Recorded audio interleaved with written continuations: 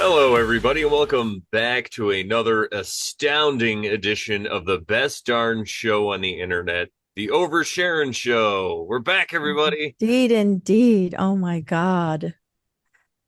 We are back. Even today, it was getting to be like, okay, are we gonna actually record? Because everything was like trying to get in the way of it. Yet So we here, persisted, right? here we are. It's a good lesson for our listeners. It's like when things get in your way, you just keep going and going and going. And we're recording on Monday, so this is pre-recorded because I have a gig Thursday, and I totally forgot it was a during the day gig. So yeah, so I hit up Sharon and we're like, well, we'll record Monday and we will catch up on everything, talk about what we've been up to. Sharon will talk about her absence from the our lack of Over Sharon show for the last 2 weeks, but I'm so Yeah. glad to be back. I think it was cool to fill in. I had a lot of fun filling in, but the people definitely miss Sharon. So glad she's back. Oh, thank you. Yeah, and I could go live whenever I want for my own show. So Thank you. yeah. I appreciate that. And I appreciate all the kind thoughts and asking me how my mom was doing and how I was doing. So thank you all. Yeah, thanks everybody for reaching out and everybody that was asking because people like in Sarcastic's group and stuff are asking about you and everything. So Oh, thank you. That's shout out to sweet. all those guys. Amazing. Shout out to the chat, by the way, even though we are not live, we will be in the chat hanging out with you guys. So shout out. Thanks for hanging out and coming along for our epic journey, the Oversharing show. And I have a quote for today. Let's see today's quote. Today's quote is I am an old man, Mark Twain. I'm an old man and have known a great many troubles, but most of them never happened. Mark Twain. What do you think about that? I love this quote, and I went to look up some quotes because I know Mark Twain said something similar to this, but I didn't know the exact quote. And the way I heard it broken down was when it was maybe it was even the Fifth Agreement or the Four Agreements in that book. Maybe they talked about it or somewhere along that line, but they were talking about anxiety and fear of the future and how Mark Twain has this quote where, I've had a lot of troubles in my life, but only some of them have ever happened or something. So it has to do with like worrying about the future. So what he's saying is, yeah, I've had all these, I've known many troubles, but only a few of them actually ever happened, right? But most of them never happened. So we just worry and worry. Like, as in, you worry that they're going to happen, but then they don't? Yeah, yeah. So all the things that people worry about, or we tend to worry about the future, things that are going to come up and happen, or even something that is just a normal thing you're going to do. Say, I'm going to a concert next week, and then you just start to imagine all these bad things that can happen, or whatever it is. You have a court appointment for a speeding ticket or something, and you just imagining the worst case scenario the whole time. You're imagining like this is what I do. I imagine what the courtroom looks like, what everyone's there, and I'm just like, oh man, and I imagine these scenarios, what I'm going to say and how I can get through it. And I used to feel like it was practice, right? I'm like, oh, I'm doing a good thing. I'm kind of practicing. But what I realized is I'm really just driving Manifesting. crazy. Yeah. Exactly. Because, well, when I get there, it's nothing, a lot of times it's nothing like I And even not going to be like what you thought. Yeah. at all. And all that time I worried. It's a good example of it's about 2 years ago. I got into a car accident. I was driving my truck that was unregistered. Like I never drove the thing. And then I had to move some DJ equipment and like people were giving me a real hard time about it. I don't want to mention names. I was like, all right, I'll come move it out. So I was going to borrow a van, then I couldn't. And I just was like, I'm just going to grab my truck, even though it's not registered. It's only down the street.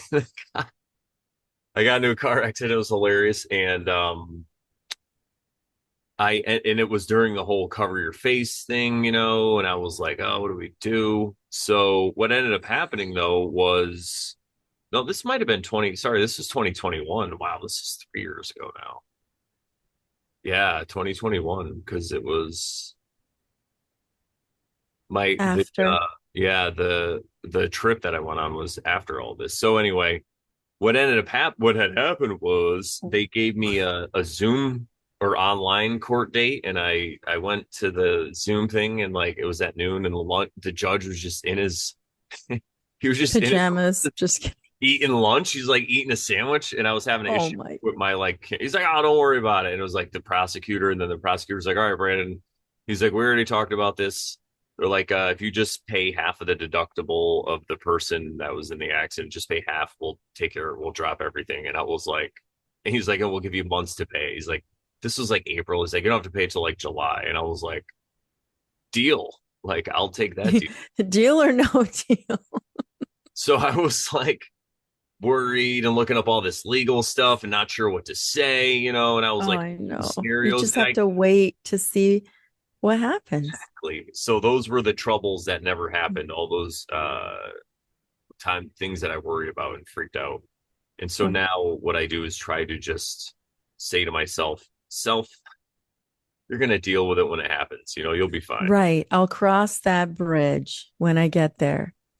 This quote makes me think of also the things that we would count as having been trouble, but in the end, they were for your good, for your benefit. So were they really trouble or were they a stepping stone for growth? Yeah, oh, I like that. Right? That's what I thought of, or that's what how I can think about it. I But like I like what you said too. I think it could be both. That's the great thing about these quotes. That's why I like when we started this tradition of using a quote before. I mean, I have other people do it, but because a lot of these quotes hit people differently depending on where you are in your worldview and what you're into. And that's the stuff you're into now, a lot of it, right? It's like, oh, when things happen, we talk about that in the Tao episodes.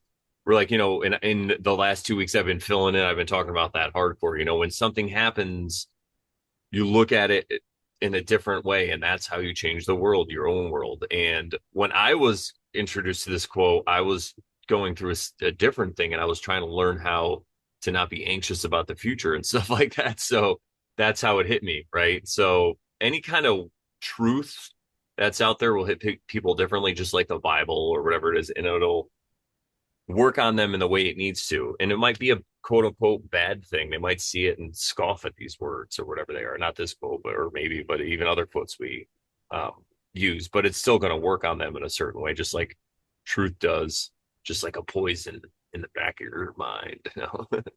Yeah. And I mean, could it be that people like Mark Twain who decide not to look at their troubles as troubles are the only kind of people who are going to see it this way? Because there's definitely people out there who are going to be play the victim, you know. Yeah. And believe you me, this past week and a half week ish, whatever, I don't even anymore. I don't even know what day it is, has been a test.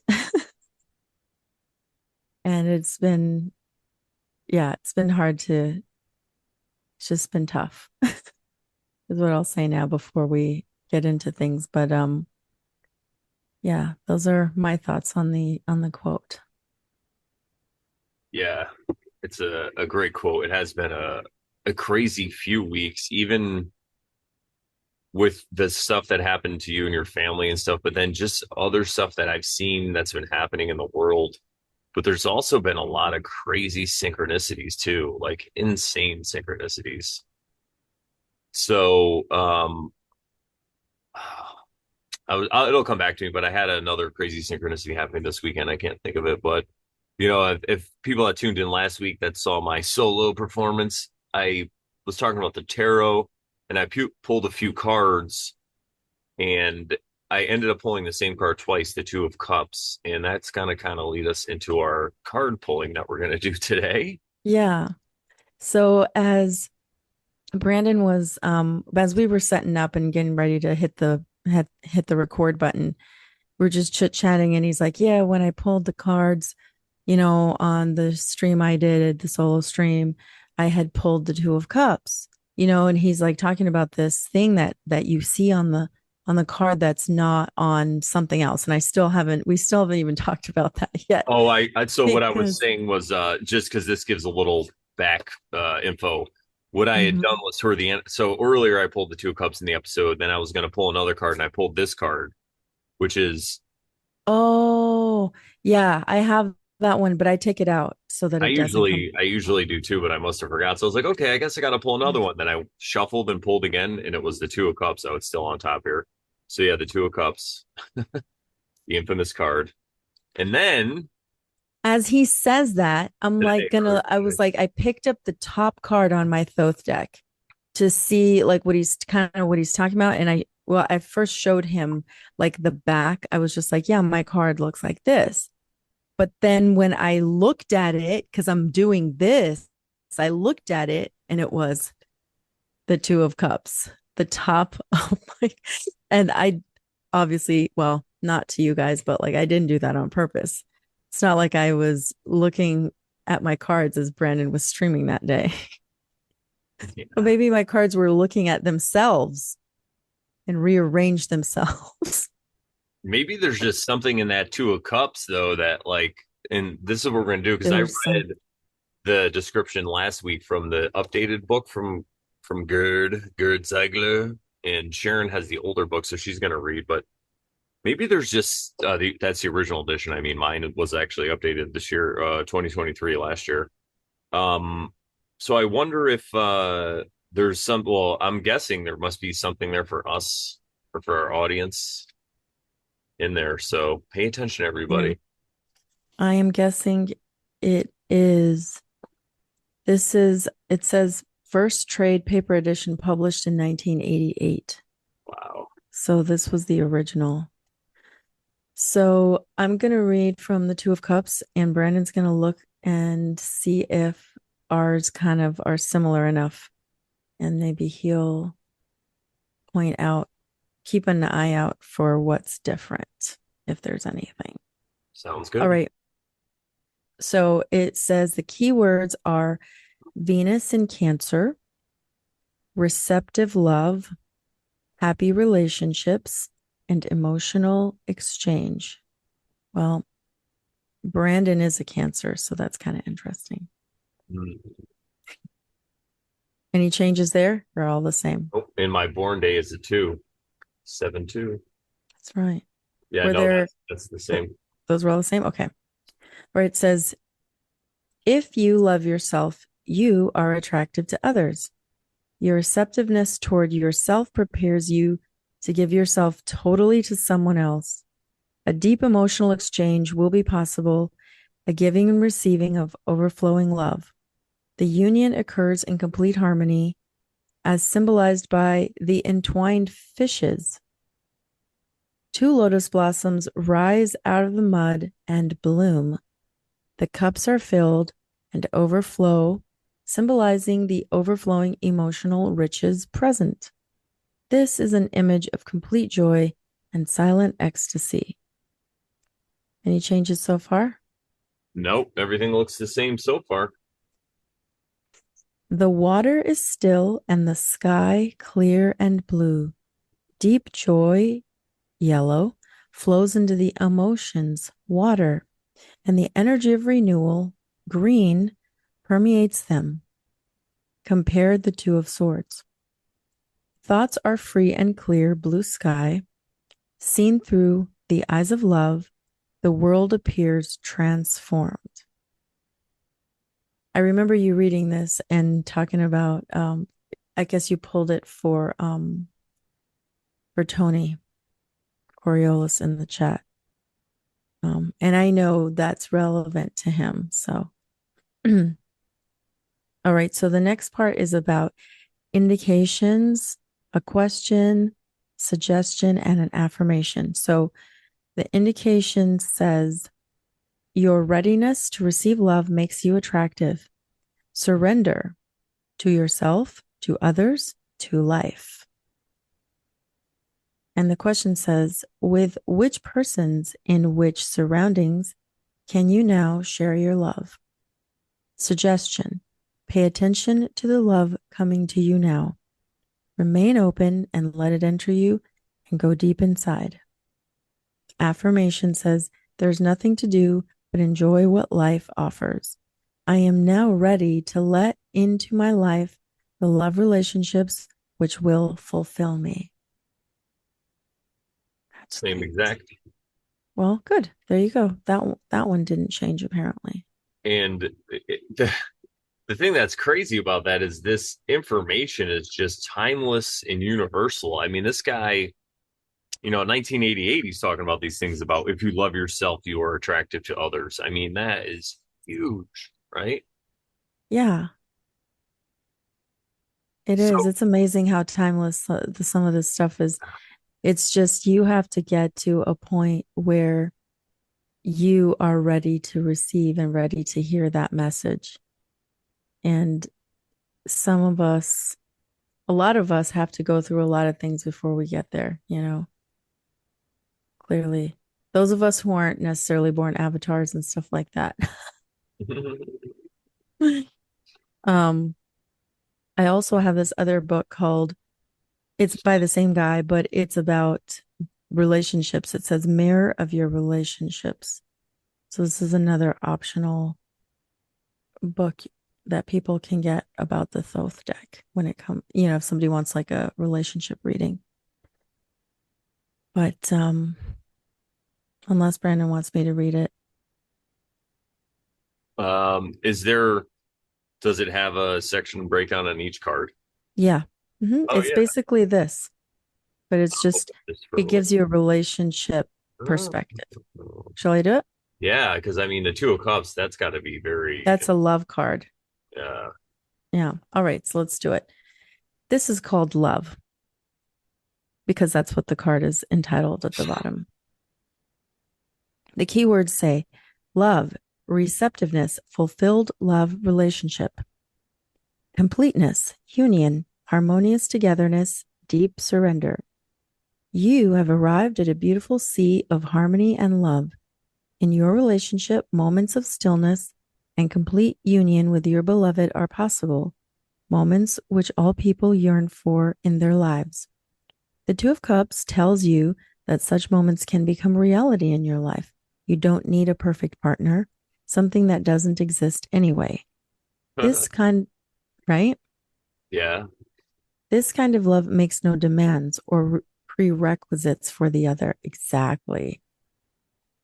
It demonstrates an inner willingness toward unselfish and total surrender to the mystery of love. For this to occur, you need a deep sense of self love. Only those who accept themselves totally can open themselves fully for another. The love we wish to give to others must first be born and developed in ourselves toward ourselves. You can receive a great deal from your partner, and this card encourages you to accept it. Whoever wants to give must first learn to receive. No service is expected from you in return, no big demonstrations, and no proofs of your love. If you are open and trust your partner, this is enough. You can enjoy the wealth of your emotions together. Your love is real. You can let yourself be guided by it into previously unknown depths. On the way, do nothing else except to remain aware and celebrate your aliveness. Here's a question. What helps you experience love for yourself and for your partner? Suggestion. Find a gift for your partner which expresses your love in a special way. Affirmation. I surrender to love. I love it. That was Yeah. I like the part about you can't do this expecting that it's going to be a perfect partner relation. Like you can't expect to have the expectations of that person being perfect. No, the point is that you allow them to be who they are while you are who you are. And like we always talk about, go with the flow. Just be yourself, and doing, non doing, just be. yeah, I think that's a great way to put it because these past 2 years that I've been in a relationship, or a little over 2 years, I guess now, or almost 2 years, Almost 2 years. almost 2 years. Almost. I don't even know what year it is. I've learned a lot, a real lot about relationships, and I feel like you're so right. The perfect person, quote unquote, doesn't exist. And what I mean for you out there, my dear lovely viewer, and what I mean by that is you're not going to find someone that's just going to fix all your problems and all your problems are going to go away and it's going to be perfect and it's going to be like the movies where happily ever after and it's going to be amazing. No, there's two different points of view on the world trying to get together. And no matter how close your points of view are, they're always going to be different. And you're also going to look at the world in a different way.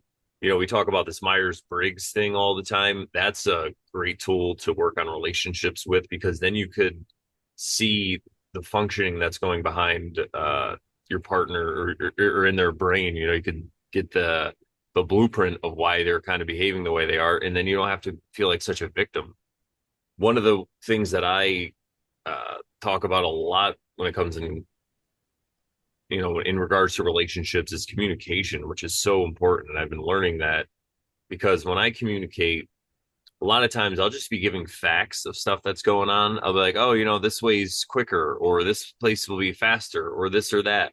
But I don't have a preference. But it sounds like I have a preference to the outside observer. And then it could lead to like a disagreement or misunderstanding if they think that they want to go the other way. And I'm like, oh, this way would be quicker, but I'm not in a rush or whatever it is. But if I am, I'm like, listen, we should go this way because it's quicker. Now that's a statement I would make if I wanted to go that way. But people, like I said, they'll misunderstand because I'm just like, oh, this is a certain way or whatever. And so I've realized that I need to communicate more because a lot of my communication is happening in my head. I have this picture in my head, and then I try to, broadcast it So to somebody else. And I used to use as least words as possible, the least amount of words as possible. But then Sharon, well, throughout my growth and development and waking up and all this stuff, I've gotten better. But then Sharon and doing this podcast with her every week has helped a lot too, because she's not afraid to ask for clarification, which is great. And that's what I need. So for me, that's been one of the big things. I kind of thought like, oh, I was going to meet someone and it was just going to fix all my problems and be perfect. Well, everything is still there, all the issues you might have in your life and all these things or whatever. But now you have somebody because else they're your things. because they're your things. Exactly. Now Yeah. They're not the other person's things. yeah, exactly. And if you can remember that and be responsible for your own things, makes it a lot easier. And I've noticed that it does go so much better when you just communicate openly and realize that it is a partnership, right? It's like a compromise in certain ways, I guess you could say, but um I don't know. You don't have to. A lot of people say compromise is like a bad thing. It's more of a positive. It's something that you want to do. I guess you could say, if you want to have a deeper love, then um, you're going to have to work on it. Yeah. The You were talking about like no one is perfect. And I mean, going into my relationship with Cody before I even knew that we were going to be in a relationship, and this is me thinking like, okay, God, I'm ready to meet whoever this person is. And I was like, okay, God, I know that there's no such thing as like a perfect person out there, but I want that person to be perfect for me in the sense that we have this compatibility, this kind of like, I don't know, we kind of mesh well. There's a word I'm looking for that starts with, I think it starts with a C, not quite compatibility, but um, where you kind of balance each other. And so that person Woman? has strengths. Yes, that's the perfect word. That's the word I was looking for, where you complement each other well. Because one that person can help you learn some strengths, and you can help them learn some strengths, and you can work on it together. So that is how I approached it, because I got to the point where I realized, yeah, there's no perfect person out there, and the grass isn't always greener on the other side, you Yeah. know? Or are they all perfect? Right. Yeah, could it, well, Well, I mean, it, I know what you mean. I'm just saying like this. where, like, I would say, like, if people are already there and they're struggling, there's work to be done on themselves first, Yeah. right? Yeah. Um, I wouldn't say dump the person you're with, because that's not going to necessarily solve your problems either. There's definitely a lot of uh self work to be done, but that's every person, every situation is unique. But Well, that's like the other side of the coin. That's if you're in a relationship with somebody and you're blaming them for all your problems or your shortcomings or the issues that arise in your relationship. If you're like, oh, it's all them, it's because they're a narcissist and they're all bad. Well, see, this could be true, and you might have to distance yourself from that person. But it's always good to take a look at your own self and your own behavior first, just to make sure. But gaslighting is a thing. So, but yeah, it, yeah, yeah, I feel like if absolutely.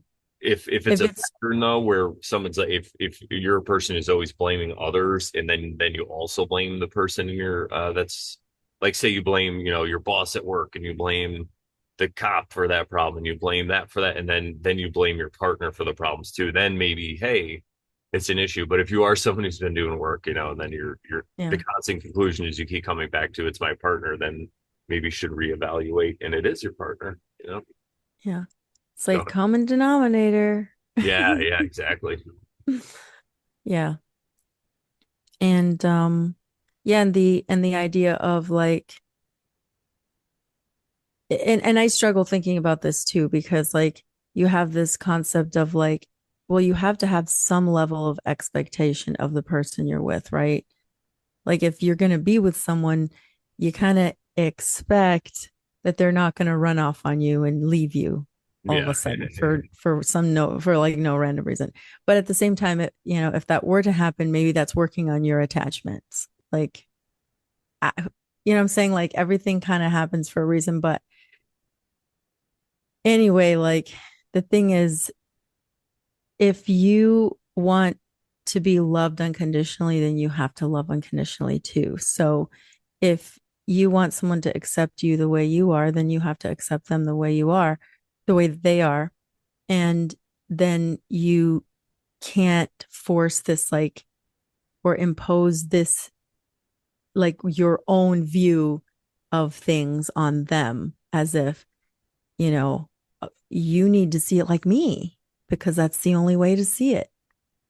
Um, you kind of you have to let them see things their own way.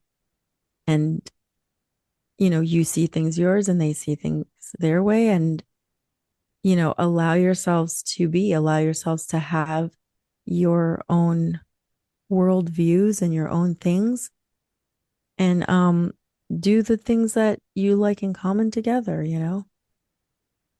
but Yeah, don't let the differences be the things that define whether your relationship is good or not. 100%. And something I was gonna say, it'll come back to me, but yeah, it's just it's another avenue to work on yourself. It really is, and it's gone. It'll come back to me though. But I guess we could transition in a little bit from here because we have kind of been talking about relationships. Oh, and I did just want to say for that I do have a great relationship. It's funny that because if I'm just sitting here talking about how I have to communicate, everything else or everything is amazing.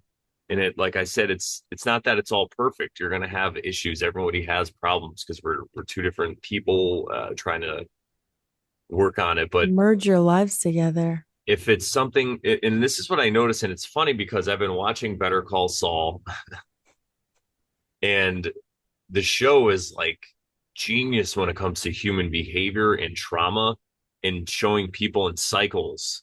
And then like other people coming into those, and then you see someone that has a behavior, and then they get together, and then they start to like do the same behavior, and they don't talk about it. Like they'll, and I feel like this happens a lot in relationships too. It's the same thing with escapism, right? So we always talk about in the Over Sharon show how some people work on themselves and then some people just engage in escapism. You know, you try to just drown that voice out. That's, you know, your inner self, your intuition. Now, the same thing happens in relationships. Instead of drowning out or not listening to that little voice in your head when it comes to yourself, or not listening to your intuition, people, instead of not communicating with their intuition, I'll say it that way, in a one-on-one situation like self-work. Now when it comes to relationships, they're not communicating with each other. And I noticed this like with my parents or other people. They might get into a spat, an argument, and then they'll like get some distance from each other, and then they just start, then slowly they'll be like okay with each other, but they never talked about that issue or that problem. I absolutely detest that, but go on. Yeah, well, that's, I mean, you know what I'm talking about then. And I call it the elephant in the room. yes, the And elephant in if the it room. never gets discussed, I say something because I'm like, I can't not talk about this. Like, you cannot ignore this elephant in the room. Like, I will, if you don't talk about it, I will, Yeah. you know? And that's great because I'm kind of the same way. And Elizabeth is that way too. So that's, I think, why it will lead us to talk about other things. Now, sometimes, and we've also talked about, hey, like if it gets too heated, we'll just say, we'll talk about this later, or right now we can't talk about it or whatever, you know. So we have that Yeah, to that's have good. like different safe words or whatever, you know, it's really cute. But I think it's because, you know, if you're around somebody constantly, I remember when I was younger, if I would hang out with a friend too much, like sleep over, they'd sleep over at my house, or whatever, all of a sudden we just Mhm. start fighting for like silly reasons. And Yeah, I, isn't that funny? yeah, it's because you are with that person all the time. And depending on the inner It's dialogue a you have going mirror, in your right? head, yeah, Maybe. it is. Yeah, exactly. It's a mirror. And if you're not looking at it correctly, these little things can annoy you. And we talked about before, we've talked about this on Over Sharon about um, people that annoy you or bother you, piss you off, and it could be like projecting. So it could, you know, say if you are somebody who like, you know, I don't know, picks your nose, and then you see other people picking their nose, and you're like, how dare they pick their nose? That's so gross or whatever, right? Yeah. And then we As have I pick mine, I'm just kidding. as yeah, yeah and at the and then the other stage of it is if you see someone displaying behavior and it annoys or bothers you, you could use that to look like, what about that behavior? Why am I saying, or why do I think this isn't perfect? You know, and then you can go through and look why. Maybe you have some kind of issue internally with it. It might not be a behavior you display, but maybe it was a behavior somebody growing up around you displayed, or a parent or something. So that's why. And then you have to look at it from there or whatever. But it's that same thing. And then, you know, when you're in a relationship with somebody else, you can tell yourself these stories and you could delude yourself. You know, you could say, all right, I was right with that argument, but I'll just let it go this time, and you know, we'll figure it out. And she'll know, because she, if I'm all pissed off, she'll know she has to do that again or whatever. You know, you make these covert contracts with people, these agreements that they have no idea. You know, you're like, all right, well, if I you know, cook, or if I clean up the kitty litter, or if I do the dishes and she'll do the laundry or whatever, you know, you have this like, but if you don't have an open dialogue about it, you think it's reality. And then when that other person doesn't fulfill their end of the bargain, you just get mad at them. And it's just these cycles, and it's none of it's Right. talked about. It's just the anger. And then you make up, you know, people make up, they have sex or whatever, and then everything's good for a while, and then something else happens, and it's just these cycles that go. And you could break those cycles the same way you break them in yourself. And I think that's really where the breakthrough occurs. And that is what a healthy relationship looks like. Maybe sometimes you are going to argue, or maybe sometimes you aren't going to see eye to eye, or have feel bad, or they're going to hurt you, or you're going to hurt them. But if you can keep that open communication dialogue going. Because I mean, I must make some like really interesting, intimidating faces too. Because sometimes when I'm not talking, I'll just be she's like, what's going on? I'm like, oh, I'm just chilling. This is just my Brandon serious face or whatever, you know. And this isn't like a constant thing. I mean, I know I Your resting Brandon face, resting Brandon. RBF. So, but yeah, this all comes from, and this is why when you talk about Myers-Briggs, so many people will say these two types shouldn't date. These two types shouldn't date because of this. Well, maybe they should date because they love each other, and then they could just have an open dialogue. Because If I'm like, they're open-minded people ready to work on themselves, they can do it. They can do it. They can do anything. yes, and if the harder you work for something and work at it and stay consistent, the better it will be. So I feel like, you know, you just keep working on it and you keep the communication open and, you know, it might look ugly, it might look fun, but I'll tell you, I'm having the best time of my life. So I can't, you know, we have such a great time. We have really good communication. The other thing too is, oh, that's what I was saying. So I'm allegedly an INTP and she's allegedly an INFP. So we are so similar in so many ways, but then there's that one F in the P, the F and the T See, that are different. So thinking, feeling. since we have so many similarities, but we see the world and perceive it in such a different way because I'm a thinker and she's a feeler. And it's so funny because I've been working on it. We've both been working on it, but because I'll always arrive to a conclusion of what's true. You know, like my brain is just true, false, true, false, true, false. All right, this is true, this is true. And what I'm starting to realize is it doesn't matter always what is true. Or I could even be wrong because my process, I could have some kind of information that I'm depending on that's wrong that I'm not aware of. I can have a blind spot, right? That's what that is. Everybody have a blind spot. So if I just go around knowing I'm right all the time, because every other time I was right pretty much that I can remember, I was right every other time, so I'm right this time. Then I'm going to come across a time when I'm wrong, but I'm going to stick to my guns so fervently, you know, and it's just going to create this negative feedback loop. Really, is what it does. It's just a another cycle you're stuck in. So I'll talk to her about feelings, like how do you feel about this, and it's really interesting and it also allows me to help her too if anytime she might be in a negative spiral or feeling bad about something because I can tell her I'm like, listen, take it from me, what you're experiencing or what you're feeling isn't like reality. It has to do with, I don't say it like this obviously, I'm like, you're out of touch with reality, or we joke about it sometimes, but I'm like, you know, this negative thing, it's just you inside your head basically. Like, it's great outside, let's do this. And but the other thing though, all this great stuff, I might have all this great sage wisdom because I'm so smart, right? But you got to also remember that unsolicited advice is could be like taken as an insult. It could some people. Especially from are we projectors in human design? Especially from projectors in human design. I think so. Yeah, I think Because so. if you're not solicited, no one listens to you. They're just not going to listen to you. If they didn't ask you the question, happens to me all the time. Mm-hmm. I get spoken over. Like I was with family the last, week and a half, a week ish.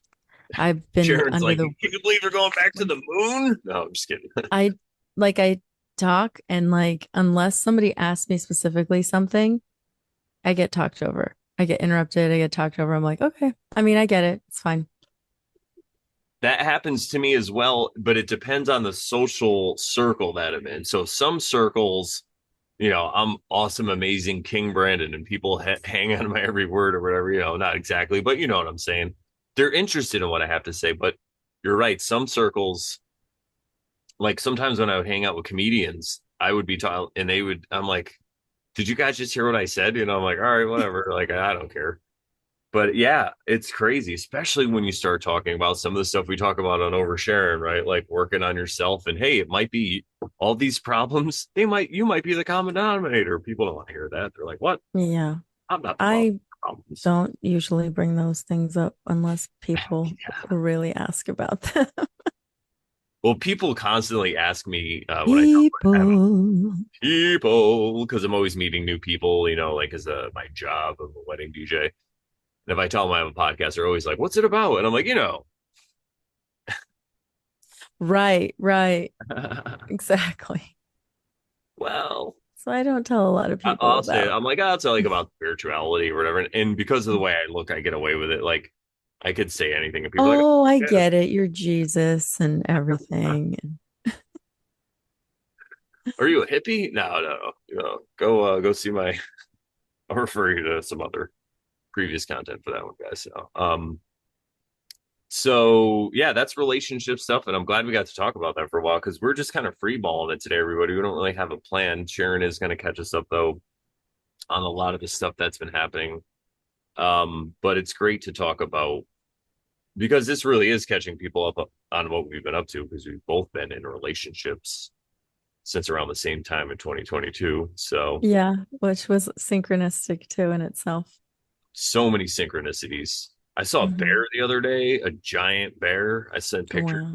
That Pictures was don't even really insane. do it justice. Like, It looked big. yeah, okay, good. Then it was. And the funny thing was, there's this community behind us. It's like a lake. There's this. It's called like Secret Lake, and it's funny because there's this road near us, but it's called Secret Lake Road, and it goes right to the main road. I'm like, there. Where's your secret? I'm like, you're telling everybody, but Don't tell them. there's a we're on a dead end road and our road leads to the main road, but there's another way you can go too where it goes through that community. So a lot of times we'll drive through there. That's where the turkeys are. If I ever send pictures, we call it the turkey trail. Right? We're going to take the turkey trail. So we go that way and we went that way. And as we were leaving that community, they have like speed bumps and there's a big round, like a dead end you would see on a dead end road, like a cul-de-sac, but there's a drive through or whatever. So we pulled over there because I just got my car washed earlier in the day and it rained and there was all these things on it and I had one caught in my wiper and it was like messing up I'm like, oh, let me just pull over. So I pulled, there was already a car pulled over. I just pulled behind it and then it left and I'm messing with it, and all of a sudden I hear something behind me and I turn around, there's people on the road and about 20 feet from me, there's a bear walking across the road, like right behind me. And you were Elizabeth, outside your car, I'm outside my car. Elizabeth's like, get in the car, get in the car. And I turned around and I looked, and it was, you could tell when animals chilling. are looking at, yeah, it was just Yeah. walking along and it was going toward the trash. And I told her, I'm like, it'll be all right. And after she's apologized, she's like, I'm sorry I freaked out like that. I'm like, no, don't worry about it. I understand. Neither of us have ever been in proximity of a bear because I've never been really close to one unless it was in a zoo. I've seen them before, but not that close. And so I was just like, oh, what's up, bear? And I was talking to him, and he walked over, and the lady that owned the house, because he walked over across the street, really skinny roads, and he started to mess with her garbage. And so she came out. She was even closer. I guess it's a common occurrence. And the bear flipped the garbage over, couldn't get in it because it was locked. It was like one of those big wheelie bins, at the top. And so then it started walking around, and we were just following it through the neighborhood, taking pictures of it hanging out. And at one point, it stopped right on the edge of the road and looked. It was just looking into the car, basically. We were like across the street from it, but it was what, 10 feet away, and it's just looking in the car. And then it looked at us and it saw we were stopped and it walked in front of the car. It was like making sure. So walked in front of the car to mess with more cans. And then it just got out. Oh, how Yeah, it was so cute. We cute. had like a little moment with the bear. Hmm. So that was a pretty cool synchronicity. Uh, That's nice. I want to Same get a here. book where we write down this. I keep saying this idea. I have a few notebooks. Maybe I'll even start doing today where I have a synchronicity book where every time one happens, I could just log it and write it down. So Yeah, you should. yeah, it'd be fun. Yeah. So, should I catch people up Yeah, on? let's get going. All right, everybody. What you've been waiting for. So, um, about what, it's a week and a half ago, it seems already. I don't know what day it is. Um, my mom was coming out of a grocery store, and it's in a part of town that I guess isn't the best. But this man was sitting outside, and it's not like this is not from my mom, but someone else who was there who saw this. And she said as she was walking up to the door, she was walking in with her son, and this man, he was probably in his 20s, I guess, is what she said. He greeted her in like a broken Spanish or something, like "Cómo estás" or something like that. And she said she could tell he didn't speak it like natively or anything. And she saw him and she's just like, I'm good in Spanish. I'm good. Thanks. And then she walked in. Well, that's the dude that was probably preying on people, waiting for someone that looked like they wouldn't fight back or something. And that was my mom. And I guess they don't want to release footage from the outdoor cameras. They making lots of statements that are not true, like that they don't have cameras outside and that the police never asked for footage and just like blatantly lying. Wow. Yeah. So there's no footage of what happened necessarily, but my mother said that he yanked at her purse so bad. I don't know if the cart was pushed over, I think. So I don't know if he also pushed that over too. And my mom fell on her right side. So then, her shoulder got like out of its socket and it was like over here. And she had a little fracture here somewhere. And then like she was all bruised on this side of her face because she hit like right here too, but she also hit here. She had some red bump marks here. So and under her chin too. She hit under her chin and like so like all the right side of her face. And I think she broke some nasal bones as well. So that was evident just looking at her face with the bruising and stuff. Um,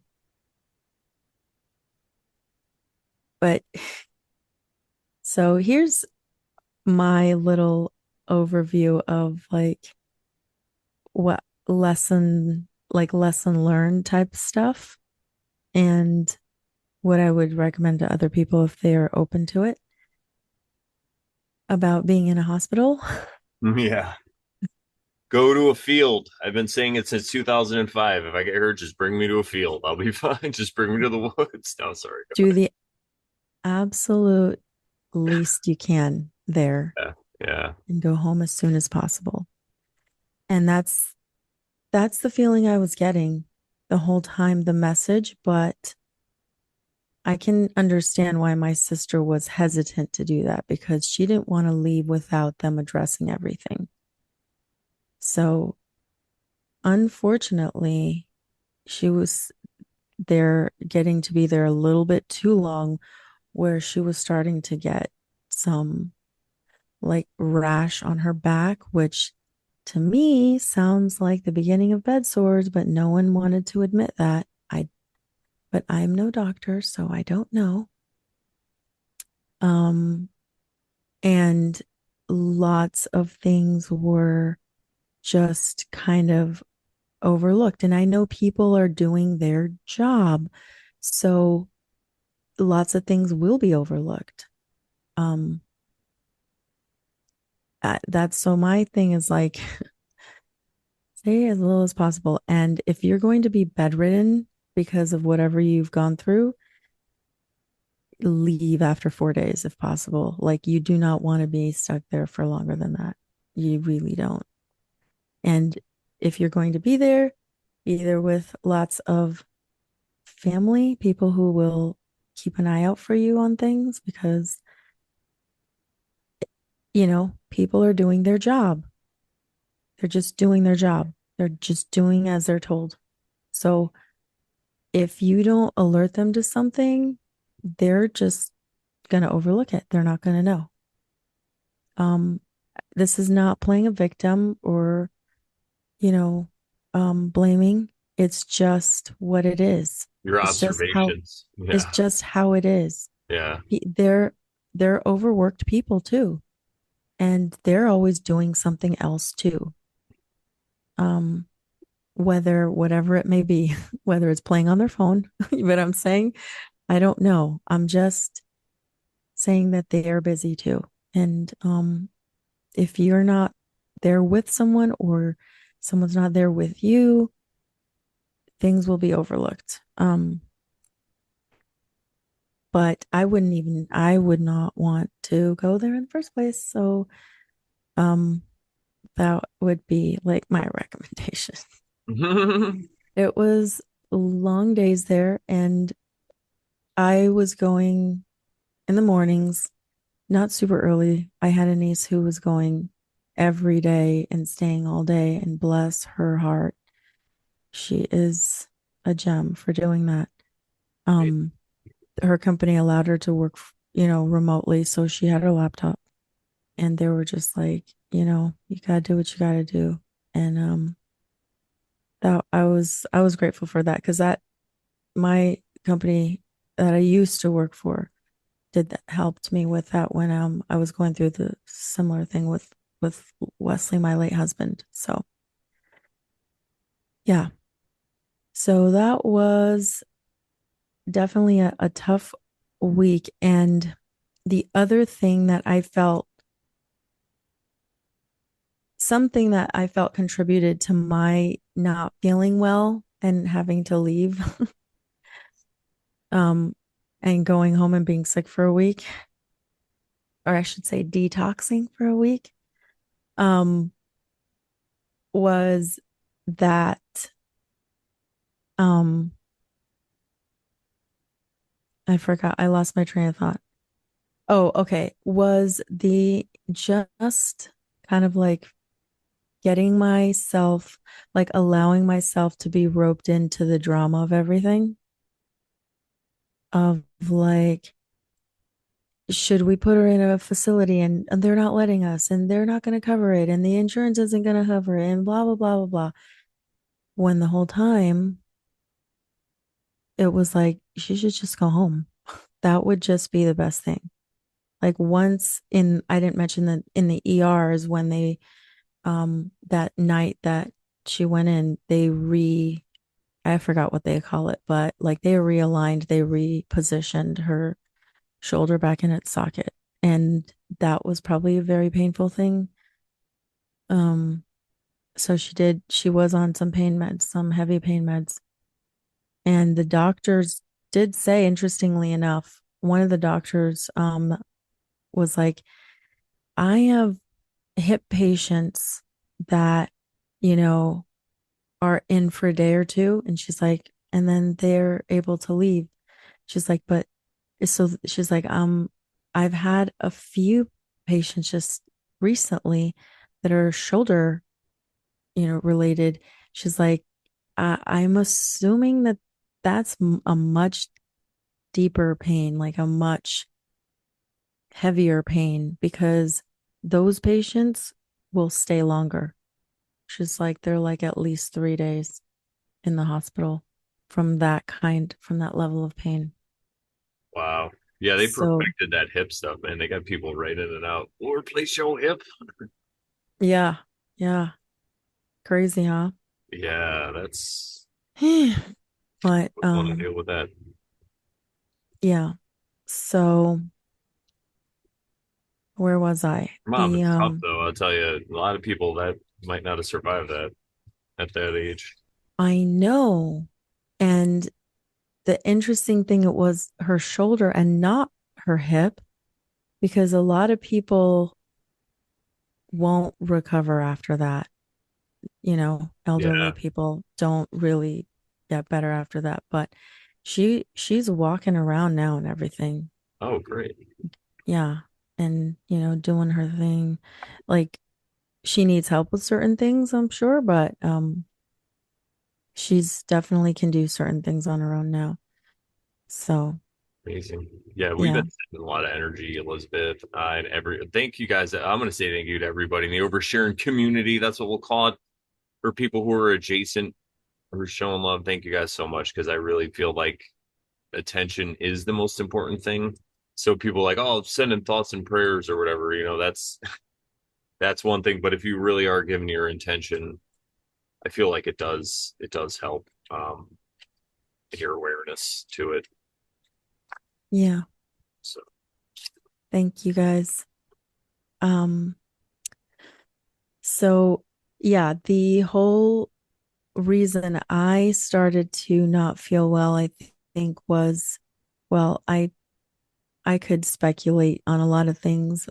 It could be related to me never being in those kinds of environments, and then all of a sudden being surrounded by that environment that for me is toxic. I'm not going to say it's for everybody, but for me, it's kind of toxic. Just that whole energy about it is, and I didn't, it's weird because back when, like, this is the first time I feel like that happens to me because when Wesley was needing to go to the hospital and everything, and other times that I had to go to the hospital with my mom too, um, I never, like, I I had a different approach. I don't know why. I just wasn't worried about it. And not that I was worried this time, but I guess I just had this icky feeling about it. well, I think This last time time. you were innocent because you didn't know any better, right? About the let's say what they Yeah, do in hospitals. We'll just say it that way, right? right, right. So yeah, I, right. And I guess with that like naivete, maybe that even just the naivete guarded me from some of these negative emotions or whatever, this right? is why they say knowledge is dangerous, right? And Yeah, nothing that you did anything wrong, because I just want to say quickly too, because obviously we can transcend this, and now the next thing you could work on, and I'm sure thinking about is how am I going to go to a hospital next time, and it's not going to affect me. You're like, I'm just going to vibrate on a higher level, and that stuff's not even going to be near me. But that's now and this is goes back to what we've been saying this whole episode, how we can make ourselves better, elevate our consciousness, heal ourselves, work on ourselves because this comes up a lot with people. And I was saying this on the episode, I think Thursday, where sometimes when you start doing this inner work, you have to cut people out of your lives, but it doesn't mean you have to cut them out forever. Because I feel like you can get to a point where you have an you can inner knowing reintroduce.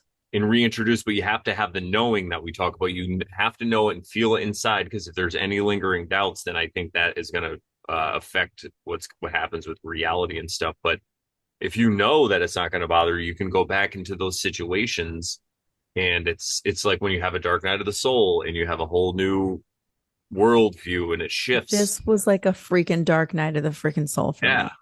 Well, that's going to happen also. So you're going to have a shift, and then maybe by next time or whatever, hopefully you won't ever have to go back, but you'll have that knowing where you're like, I'm just going to rise above all this stuff.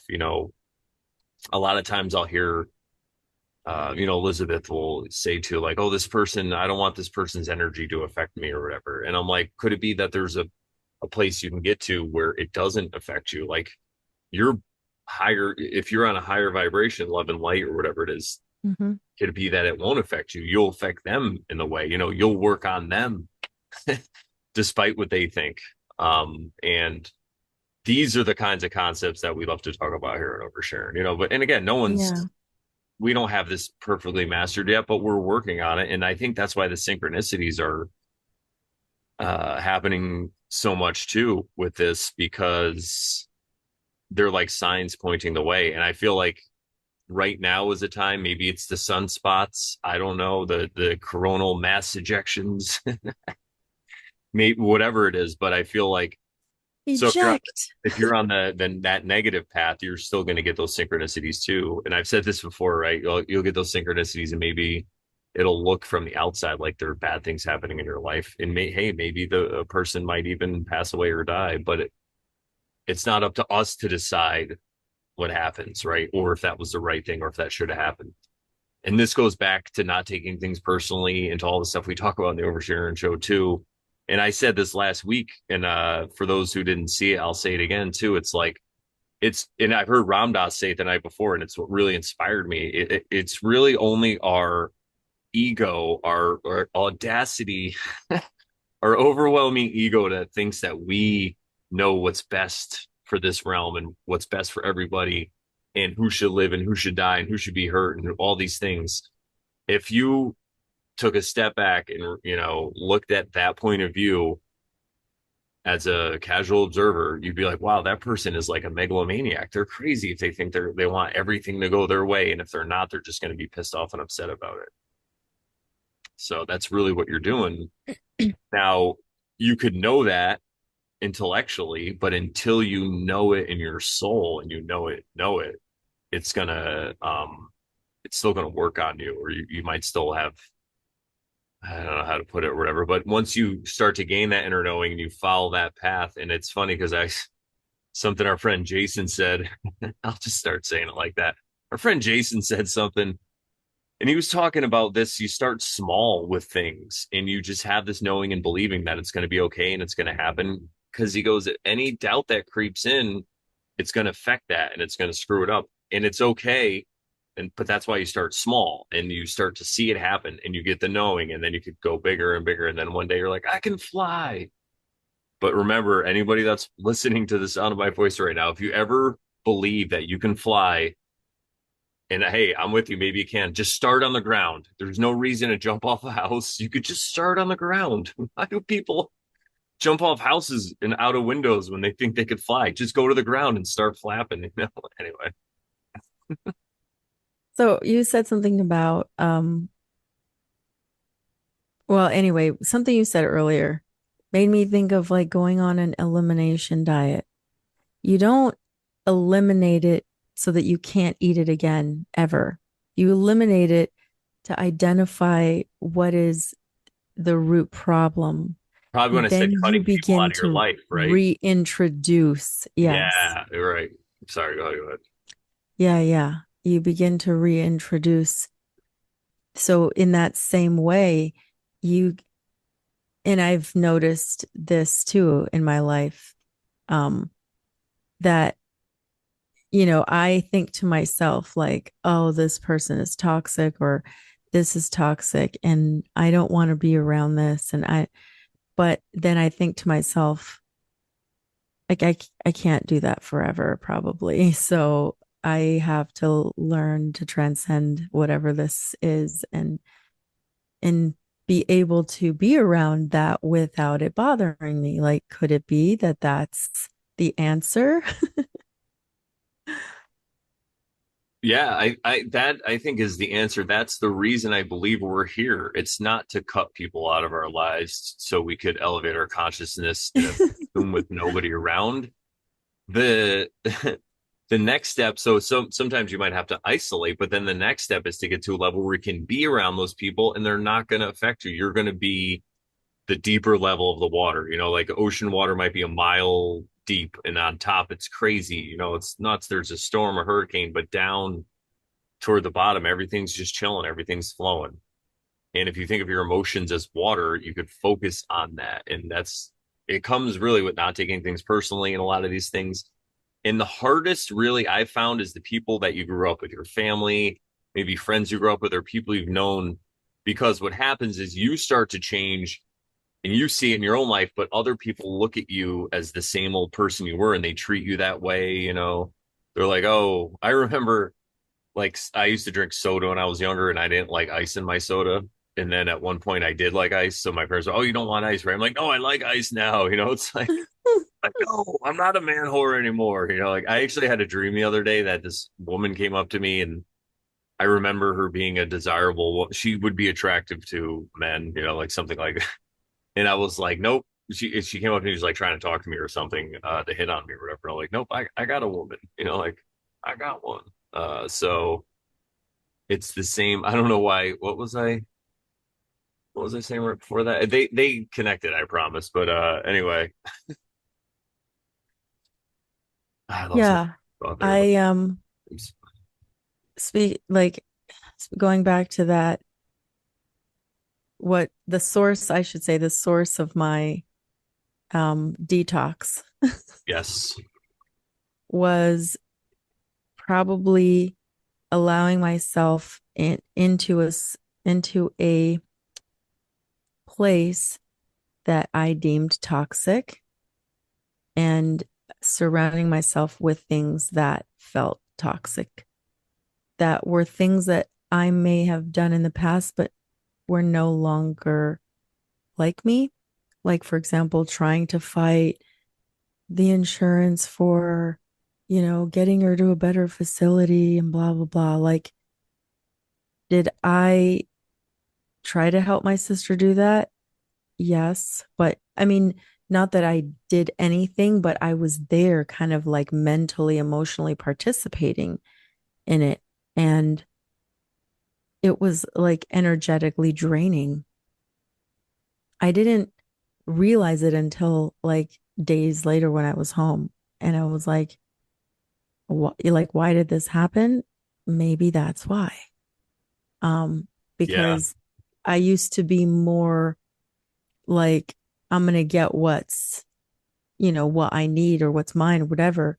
When, like, if we had just listened to, and I'm not blaming my sister, like I said, she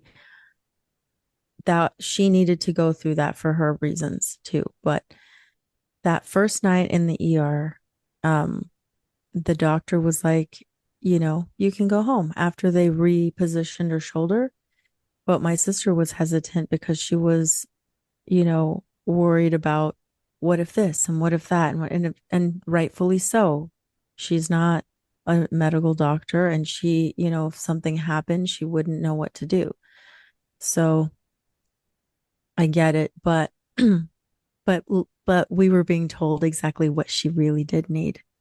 And just going home and resting and like getting all that stuff like worked out in her mind and just like getting away from a place that's just filled with randomness and craziness. I mean, that ER was insane that night. There were crazy people in there screaming. And I guess it was not the only time. Like there was another instance the night before that the nurse was telling us, oh, last night was even worse. wow, That's yeah. like, Coronal mass ejections. I don't know, maybe. right. So, yeah, the best thing was for her to go home. And it kind of kept being the theme, right? But like, you know, we didn't want to listen because no, she needs care. And what if it's like, but those are the fears setting in, right? The fear of, and it's like, well, shouldn't we trust God? Like, if God allowed this moment and like, I just, I think, I don't know. It's like, go home and rest and just like let things process naturally and occur naturally rather than fighting for a system for something and trying to get that. And it's just so energetically draining. And maybe I was like that at some point in the past, but I'm not like that anymore.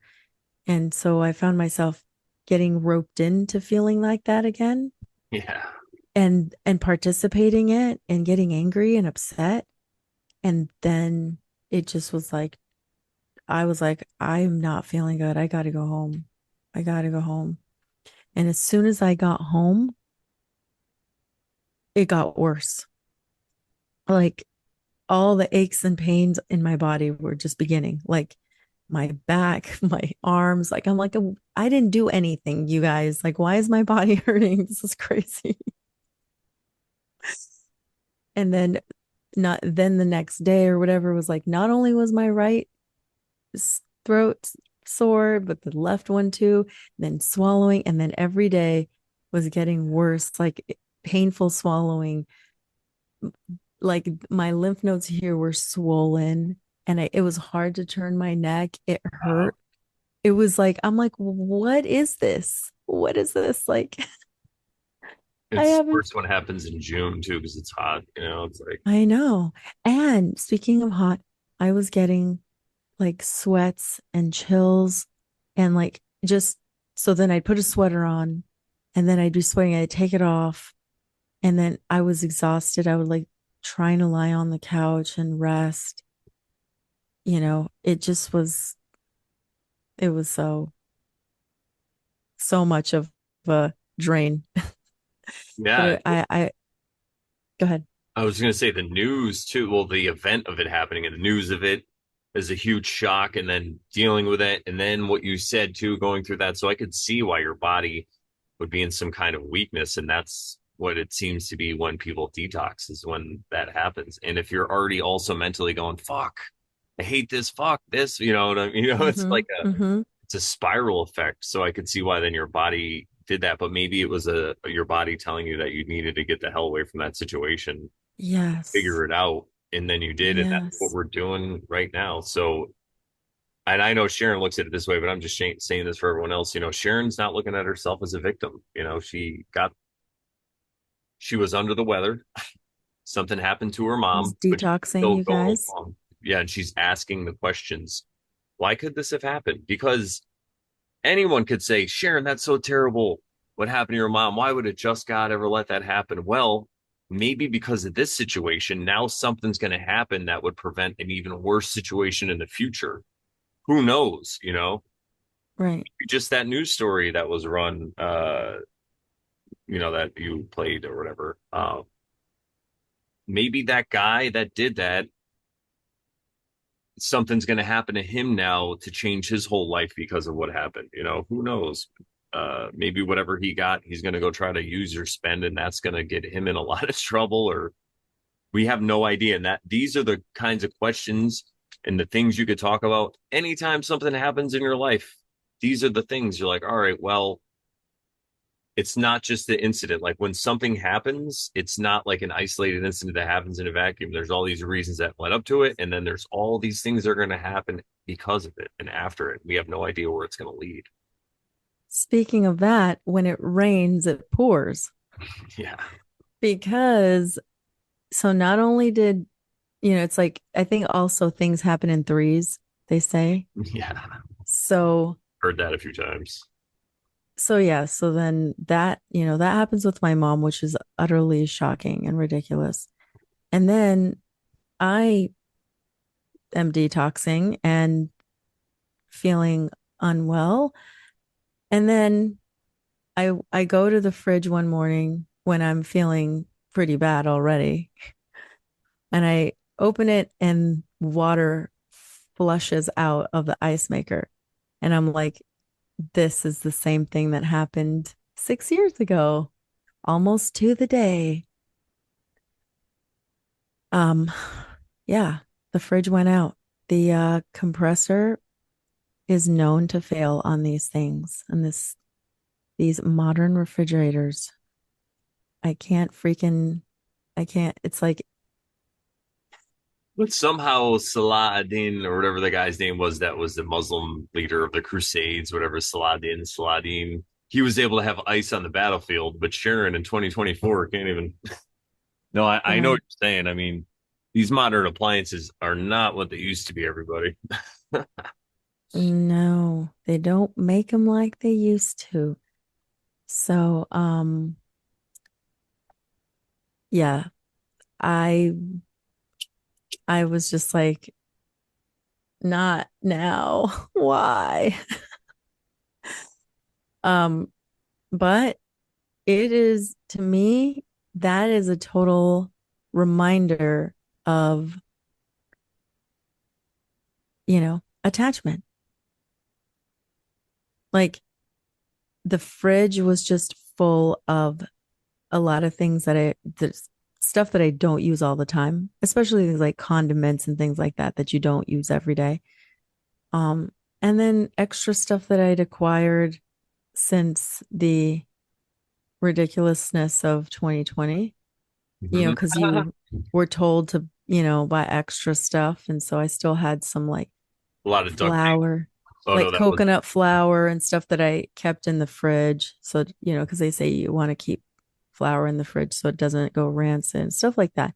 So it's not necessarily stuff that isn't shelf stable. It's just that if you want to keep it more fresh or whatever, you kind of keep it in the fridge. Like I store nuts, like, walnuts and pecans and almonds or whatever. I store them in the fridge. And those I sometimes will buy in a bulk bag from the grocery store, from like Natural Grocers or something. So then I have like bulk bags of them in the fridge, which so it wasn't like there was a lot, but it was still a cleanup. And so it was an exercise in cleanup, in like declutter, in yeah, decluttering, in letting go of attachments of letting things. go. Yeah. So like letting go of like, do I even need this fridge? Not that I don't need one, but it's like we didn't keep that much like daily, day-to-day stuff there. Like we had just made tuna salad. I had just made tuna salad. So we had like maybe one serving that Cody and I could share left. So we pulled it out and we just ate it. It's like, okay, Yeah. like it's time to eat it now. Cause um but yeah. And then but I did have more stuff in the freezer too. Um Luckily my sister let me store some stuff in her fridge. Oh, that's cool. But we ended up getting a little mini fridge in the meantime. And the fridge that I want to get from Costco doesn't arrive for like when you order it, it still takes weeks to arrive or days. Um, so we're not going to be in town. So we're gonna have to get it before we get back, or so that it's here by the time we get back or whatever. So And the the cool joys of, thing, yeah, the cool thing is though the way you look at it, right? Because most people when all these things happen in their life, they're just going to be like, "Oh, I'm having bad luck," right? yeah, You just having some bad luck. But you're like, "All right, what is the universe trying to tell me? What's God trying to tell me? clean up. Why I don't need a fridge? Yeah, why about this?" And I love that. And when you were speaking, I was reminded of our lovely friend Carmen Caribe Beirut in the chat, and she put a video in our Over Sharon. I have to finish that. I didn't get to finish I it. didn't finish it either, but let me tell you, I don't. It I mean, was we probably good. still could finish it, but the beginning, even the first 10 minutes, Even just right, right. and basically, so I'll break down what they're talking about in this video. And again, shout out to Carmen, thank you so much. And it's Aaron Abke, he's talking to somebody, and they're talking about effort. So if you want to accomplish something or if you want to bring something into your life, they're talking about effort versus feeling.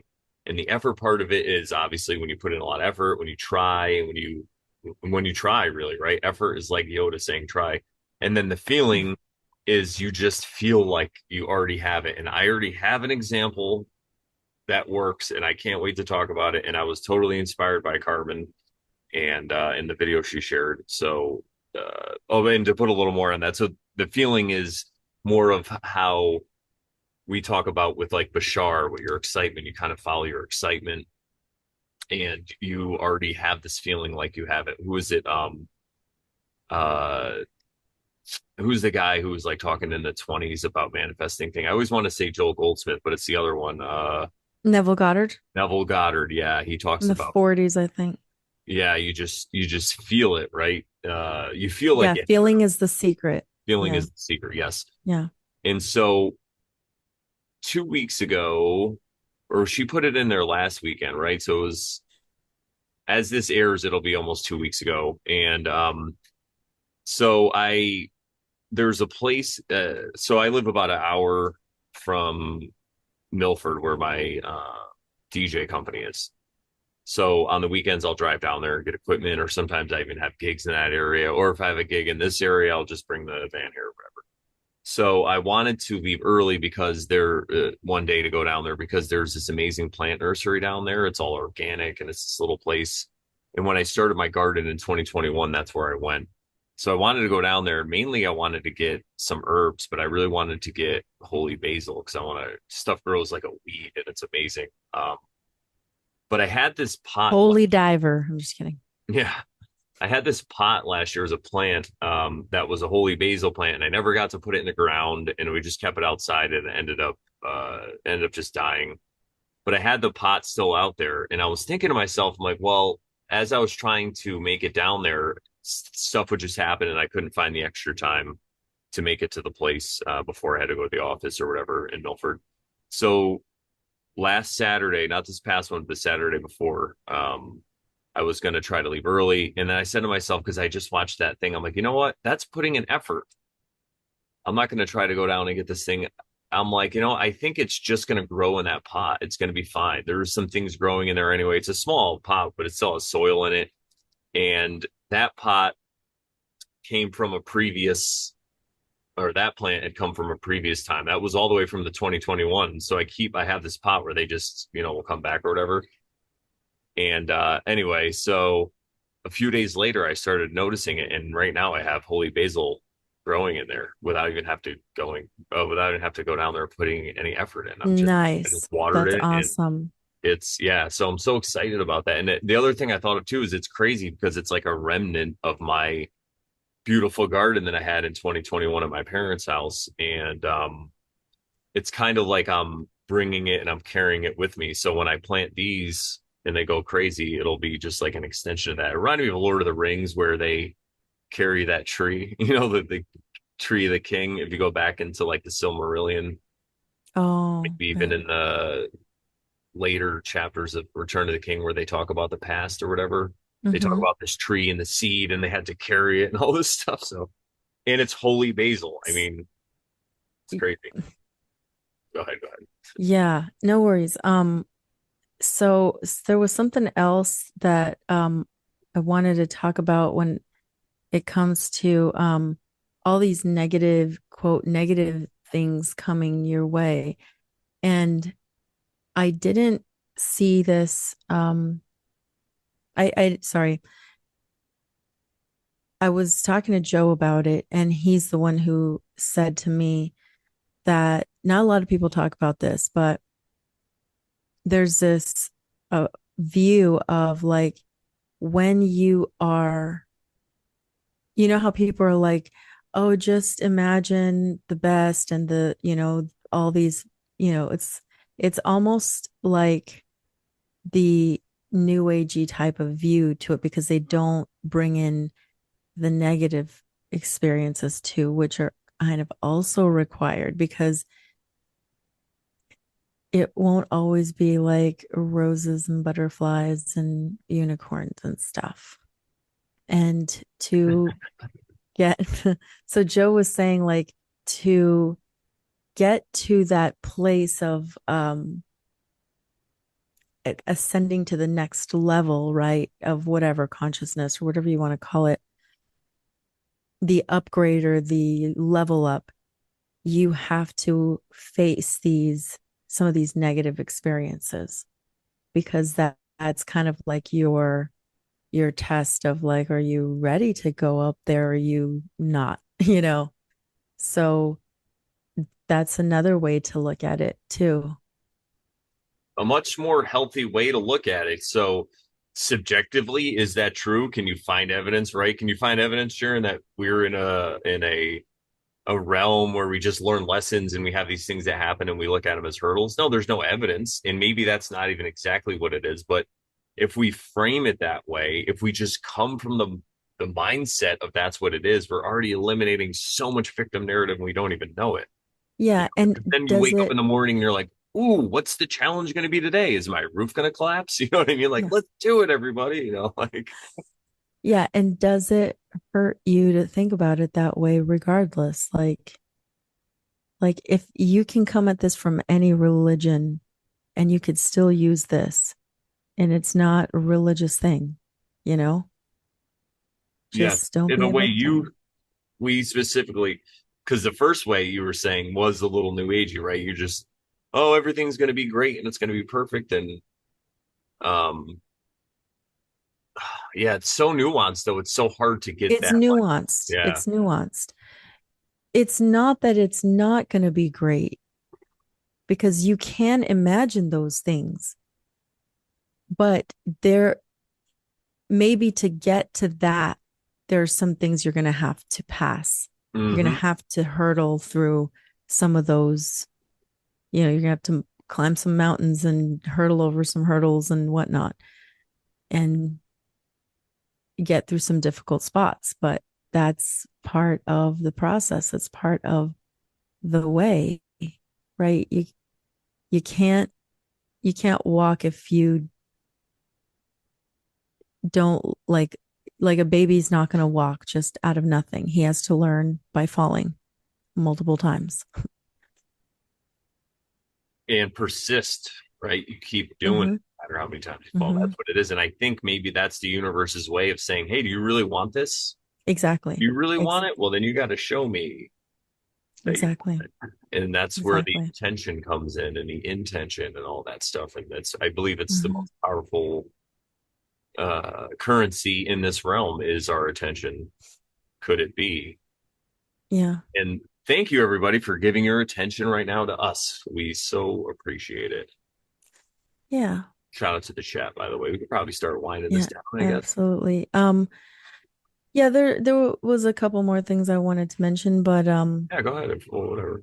Joe yeah, but yeah, we can definitely start winding down. Joe said that if we wanted, we could talk about this on a future episode because he he has content from this. So he saved a lot of this stuff, like whether it was audios or whatever of these people talking about these things like years ago. So, you know, it's not anything new either necessarily, but he says very few people talk about it.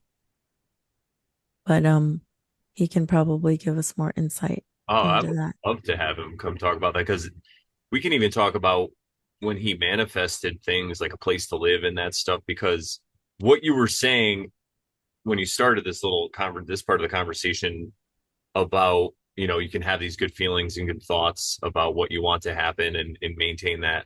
And you can also try to manifest what you want in your life. But is that really part of the plan? Does God really want me to have what I think I'm desiring right now? Or am I desiring it because I Of am perceiving attachments or because of a lack somewhere? I'm perceiving some kind of desires. lack, Yeah.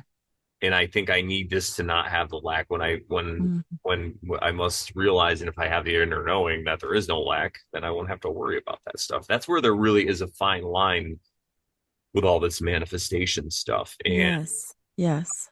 but I don't think it's wrong. Some people are here probably to manifest into about their wildest dreams and And desires. to learn those experiences through that karma, through, Exactly. And I feel like I'm kind of just going along to see what life presents and then well, the, exactly, because that's one of the things that I liked about, I think it was a Brian Scott meditation that I had listened to, the guy that Reality Revolution podcast. Is one time I had seen a video, somebody had sent a video about like manifesting your true love or the person of your dreams or whatever. yeah. And I was like, I wonder what this is about. I was kind of like hesitant, skeptical about it. And so he kind of did a Neville Goddard style type of um meditation where he like a guided meditation. Mm-hmm. Um, Yeah, this sounds but familiar. I remember this. Yeah. yeah, but what I liked about what he offered, because it was from his perspective, I think. And then that really resonated with me because I've always kind of been like that. Um, he said something to the effect of like, but you don't have to be so specific either. Remember, I think I told you about this about like Yep. writing the story. Like you don't have to write the story, the whole story. You don't know how it's going to go. Like, what if God has a better plan? You know what I mean? So, And like, when you have could, expectations like that, the only thing that's going to happen is they're not going to be met, and you're going to have more suffering, right? But right. Or they could be met, but then it just collapses for some whatever reason, right? yeah, yeah, exactly. And so to me, that's a very woo way to say, whatever you have is best for me. Like whatever is best for me, I know I trust you'll give that to me. And I'm trusting in that. Like you can say, like, I really do desire to have a companion, or I really do desire to have a space where I can live and have my things or whatever, like things that are in your life that you need, maybe, or that you want. Um, but also understanding the whole like attachment, right? Like, don't Yeah. be attached to it, but like, so I was really trying also not to be attached to it. But I was also getting signs that that was coming. So I said, okay, God, if that is coming, you know, I definitely want this, but I also want this person to be compliment me very well so that we can like balance each other well. Um, and I wasn't thinking about material things as best I could because I was like, God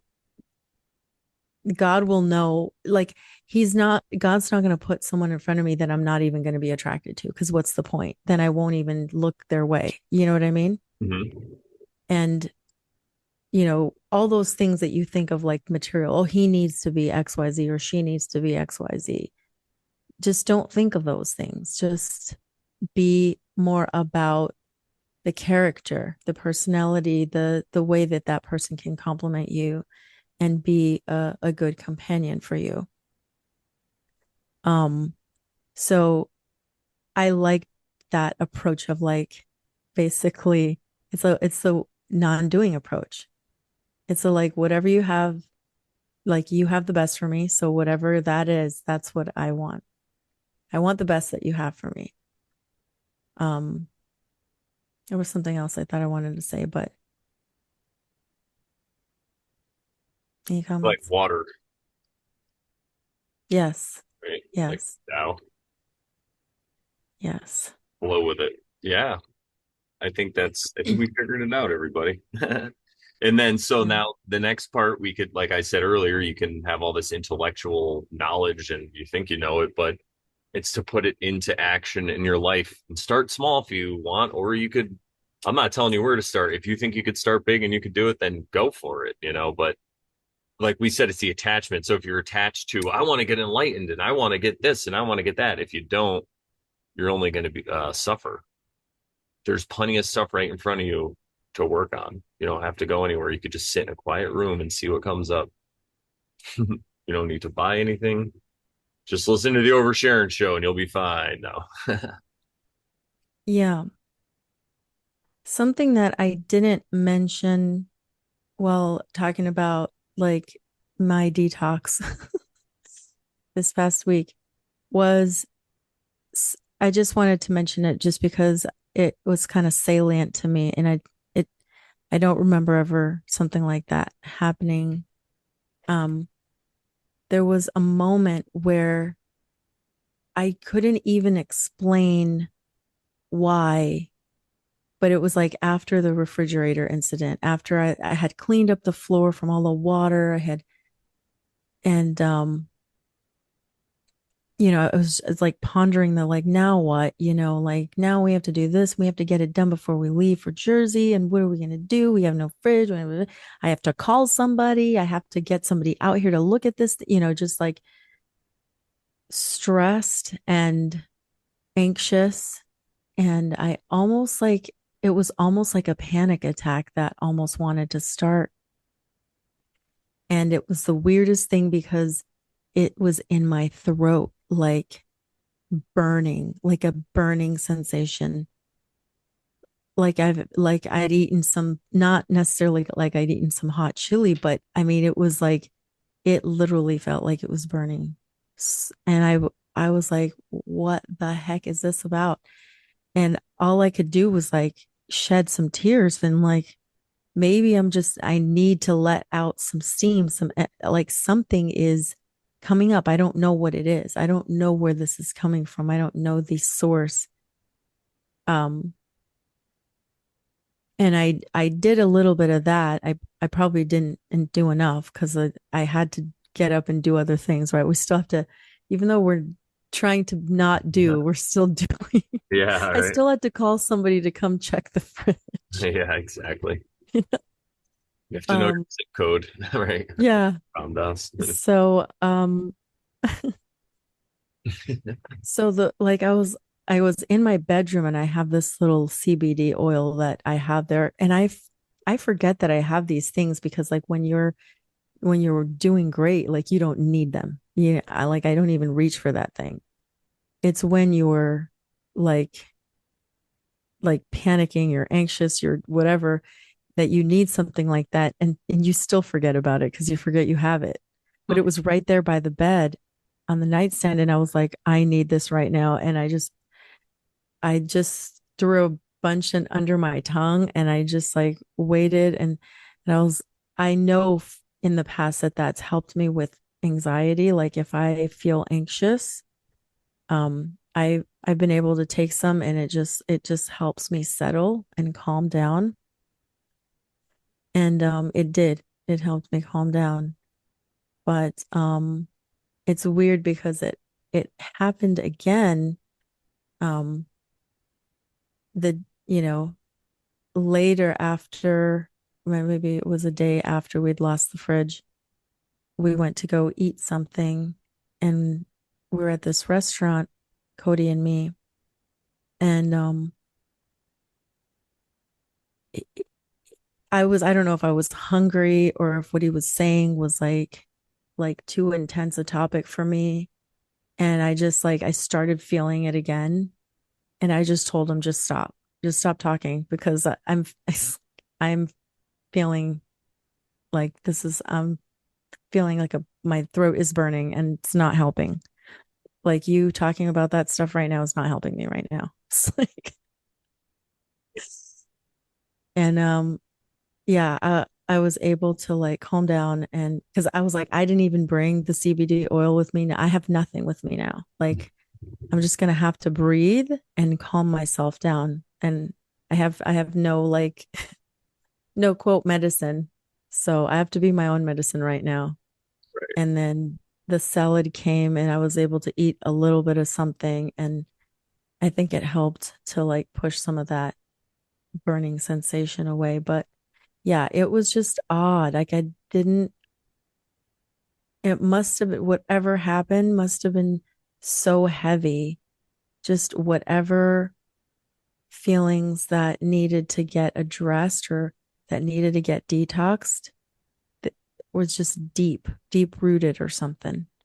Um, but yeah, It sounds like maybe something with your throat chakra, like there's a blockage or something, right? Yeah, I'm sure you're already, but that's yeah, interesting. That's good though. I mean, I like how you yeah, identified that. And again, you weren't looking at yourself like a victim. You were just saying, give me some space, give me some time. Hang on, Cody. Let me figure out what's going on. Yeah. Amazing. yeah. But yeah, probably throat chakra related stuff about maybe speaking and maybe speaking and not being heard, or maybe that's related to um that whole human design thing, being a projector and wanting to say stuff, but people not really wanting to listen because they didn't ask you your opinion. Yeah, It could maybe be, it's the universe telling you to those who know don't talk, those who talk don't know for this for a little bit. You know what I mean? Or who knows? Yeah. yeah. So, Interesting. yeah. So there's plenty to think about.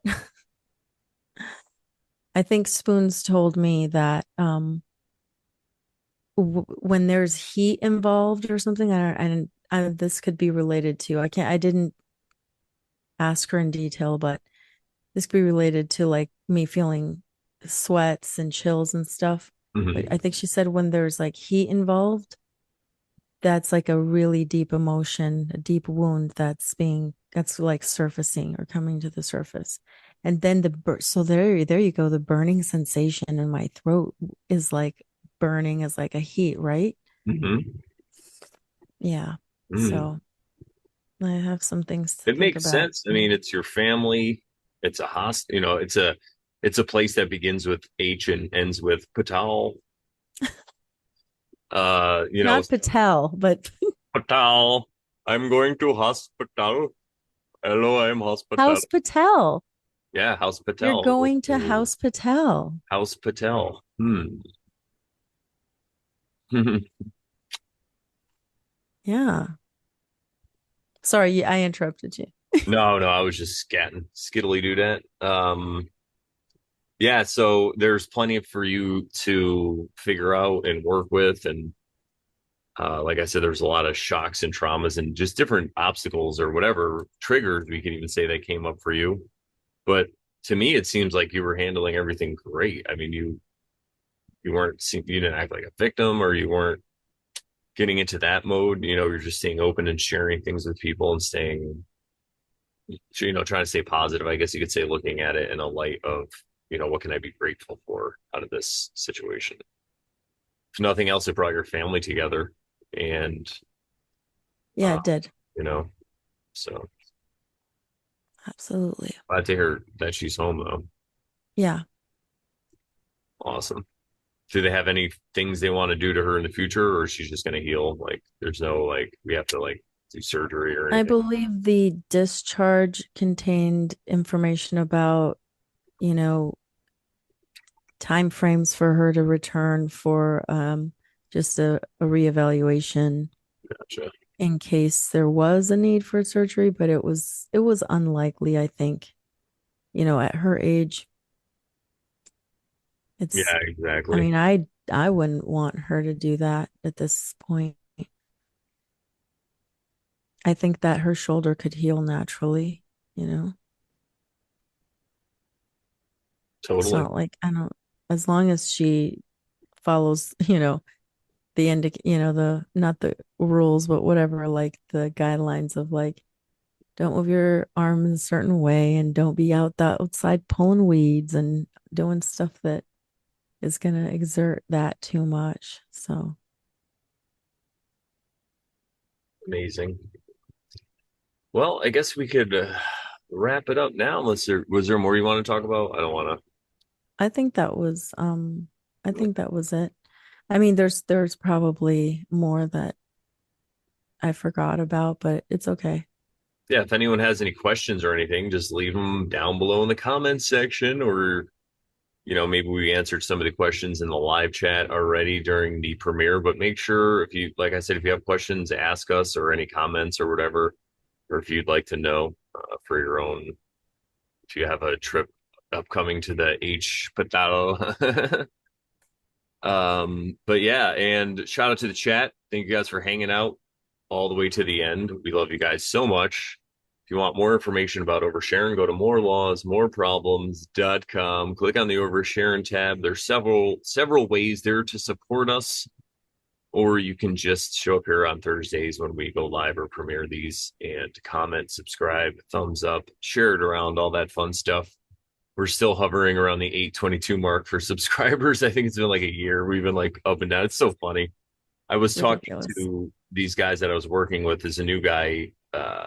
He's like a setup guy and he's helping with the photo booth and stuff. And he does editing and stuff for podcasts. And one of the other guys has his own channel.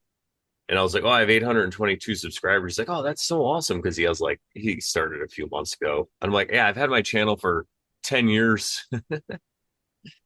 But it's cool though. I don't even care about that. I just at this point it's like humor to me because I feel like the people are supposed to hear this message. They get it. Here's how I see it. The people who don't vibe with it are leaving, and the people who are vibing are joining. So it's kind of staying steady in that way. Yeah. If it's actually even true and valid. Yeah, And if that's it's what I mean. not, then whatever. I Yeah, mean, we don't freaking know anyway. So who cares? Yeah, I mean, we can't even really complain about YouTube because it's free, you know? So Yeah. thank you, YouTube, for allowing us to do what we do. And we And appreciate it. sharing it with the world, Yes. Sharing it with the world. oversharing it with the Over world. sharing it. That's right. So what did we say to the good people, Sharon? That once you start oversharing, Then you totally stop being a Karen. that's right. And remember, everybody, we're not trying to tell you how to live. Just how to live with a little less despair, anxiety, and panic attacks, perhaps, could we say? It could be. If you made it all the way to the end, then you might be on the right track. I don't know. All right, everybody, stay tuned. We have some amazing episodes coming up. We're going to be doing more Dow episodes. We have some guests coming up, and also Law of One could it be perhaps in the future. So stay tuned. It's going to be an exciting summer here at the Over Sharon show, and I can't wait to get going. So we'll see you guys next time, and have a good weekend. Take care. Ciao. Ciao, ciao.